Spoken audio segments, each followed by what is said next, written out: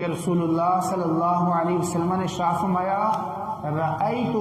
لیلۃ اسری be رجالا تقرض شفاہہم بمقارید من نار۔ حضور فرماتے ہیں کہ اسرا والی رات، معراج والی رات، میرا گزر ایک ایسی قوم پہ ہوا تقرض شفاہہم بمقارید من النار، میں کیا دیکھتا ہوں کہ لوگوں کے ہونٹوں کو آگ کی کینچیوں سے کاٹا جا رہا ہے۔ ایک قوم سے میرا گزر ہوا کہ میں کیا دیکھتا ہوں کہ ان لوگوں کی ہونٹوں کو آگ کی کینچیوں سے کاٹا جا رہا ہے۔ میں نے جناب جبرائیل سے پوچھا من ہؤلائی، اے جبرائیل یہ کون لوگ ہیں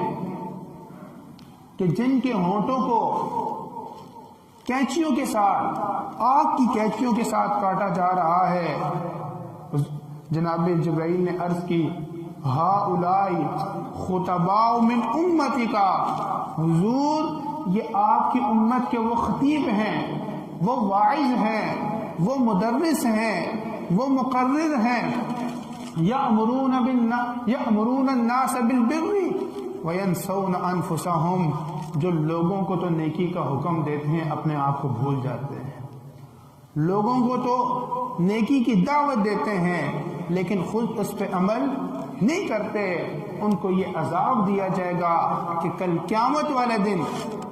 جہنم میں ان کے ہونٹوں کو آگ کی کینچیوں سے کاٹا جائے گا۔ وَهُمْ يَتْلُونَ الْكِتَابَ، حالانکہ وہ کتاب کی تلاوت بھی کرتے ہیں، حدیث کو بھی جانتے ہیں، قرآن فقہ کو بھی جانتے ہیں، لوگوں کو تو تعلیم دیتے ہیں، لوگوں کو تو نیکی کی دعوت دیتے ہیں، لیکن اپنے آپ کو بھول جاتے ہیں۔